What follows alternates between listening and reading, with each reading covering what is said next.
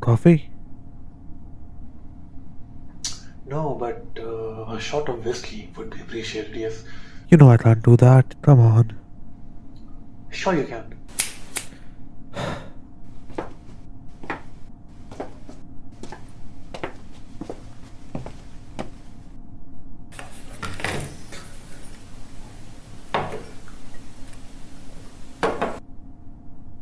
Just one shot won't get me drunk, nor will it ruin this interview you managed to score. So, in fact, I'd rather appreciate it if you join me, No, thanks. I don't drink anymore. Coffee works just fine for me. By the way, can you hurry it up a bit? I believe I might not have much time left. Why? Is there some place you need to be? Of course I do. Everybody has some place they need to be, you included. Is that so? Okay then, will you introduce yourself or shall I do it for you? I would very much like you to do it. Fine then. Your name is Arav, you are 30 years old and you are currently on the run for being the prime suspect for killing 3 people. Is that correct? No, well, they suspect me of killing 3 people, but I've actually killed 9 so far.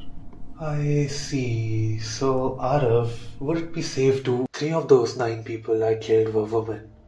I raped them before I killed them, but if I were to be completely honest with you, sleeping with them wasn't fun in the slightest. But there's more to it than that. It was like the lack of pleasure I felt while playing with the live bodies.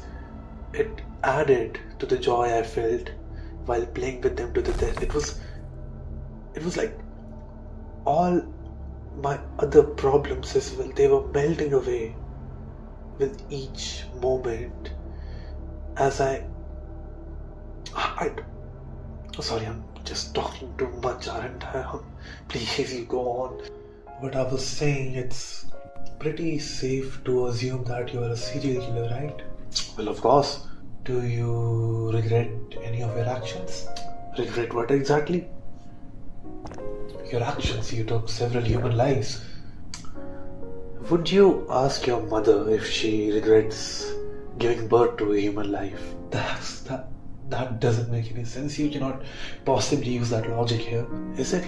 Explain to me, how is the concept of giving birth to a human life any different than taking a human's life? Basically, you're saying that you don't have any regrets for what you did. No. I didn't say that. You said that. Okay?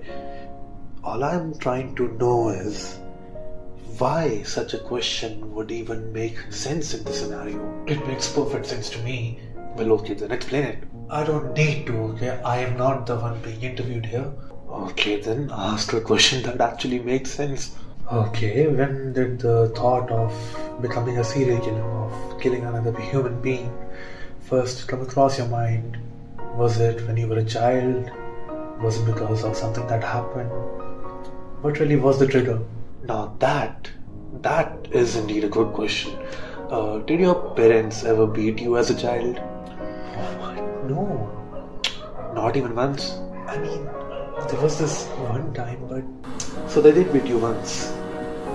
whether it was your father, your mother, or a neighbor, or anyone, that doesn't really matter. What matters is when you were struck by a force that you cannot comprehend, a force twice, thrice, four times your size. What did you feel? What emotion stood out the most? Was it fear that compelled you into immediate obedience?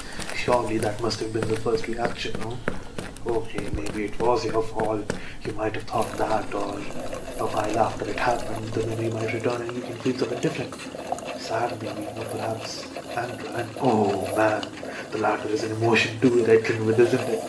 Anger. Oh, how you think you can burn the world down when you feel that indeed. So you got the urge to kill somebody because of your anger. So just how old were you when you were first able to visualize, perhaps transform this anger into a tangible object that you could see, that you could feel, that yes, this is something I desire, something I want to do? Anger? I never said my desires stem from anger. Damn it, we're going in circles again. Just what would you say it stemmed from? Why do you talk about it like it's something that's abnormal?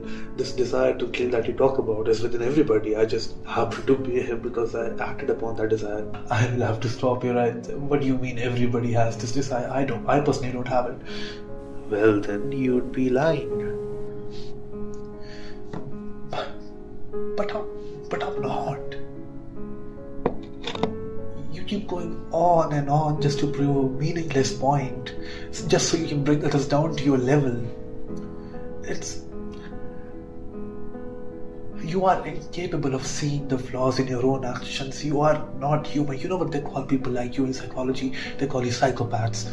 You are incapable of seeing the flaws in your own reasoning, all because you are too stiff-minded. You are too crazy to think like a normal human being. This entire interview was a waste of time.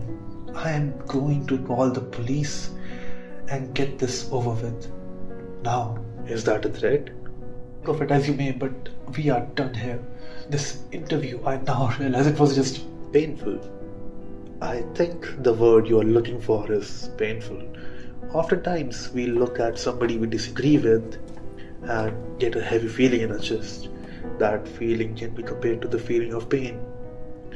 We feel a lot of pain throughout our life, whether it is when we stub our toe or somebody else at us or somebody hurts us one way or another. For example, you remember your first ever girlfriend, how you didn't even know you were loving for her, didn't even know how love works, and somehow she ended up being with you. You exchanged small gifts, you still have a keychain, in fact, held hands, kissed. She was beautiful, no doubt, but you never felt any joy in talking to her, did you? But that was all fine, as long as she doesn't bother you. Absence of joy is fine, but then your father dies to alcohol and your mother dies right after from his absence. Now suddenly you're the man of the house, and suddenly everybody consoles you. People you don't know, people who don't actually care about you, but people who want to show you that they are there for you. They will always be there, and they were always there, that they always cared. And then she arrives. She offers you her comfort, her warmth, her body, and you take it all for no reason at all, by the way. You don't need her comfort, but it's fine, you can have it. And suddenly, she decides to talk. The mundane conversation turns painful. She expects you to cry out in front of her, all because your parents died. But why would you? They never gave you any pain, sure, but there was never any joy either. So why would you? It felt painful. Every moment with her felt painful after that. That's right. Why weren't it? She was prying too much into your personal life, wasn't she? But she had the right. She and I were supposed to have something that's special after all. She was my girlfriend. But that doesn't mean that she had the right to decide how I should feel. That's right. So now what will you do? I don't know. Maybe I will rest a little bit longer. Think about it a little bit. Do you really think it's an appropriate time for rest? I mean, this interview won't last long, you know. What difference does it make? It failed anyway. It didn't fail per se. You were just trying too hard to find reasoning behind your own actions. You were trying to justify your whole entire life in this small interview, in this small room. That is impossible. Nobody can do that. Nobody can justify their whole life. Stop that. You don't owe anybody an explanation. I wonder though, did I ever love her? Do you remember her name? No. Well, then you probably didn't love her all that much, but I think you loved her just enough. Just enough? You loved her just enough to hide her somewhere that the world won't find her. She's all yours. Only you can see her. Only you can find her. And that is what true love is. Yes, I loved her very much. You loved her just enough for her to be your first everything. Yes, I loved her very much. All of them. I loved them all.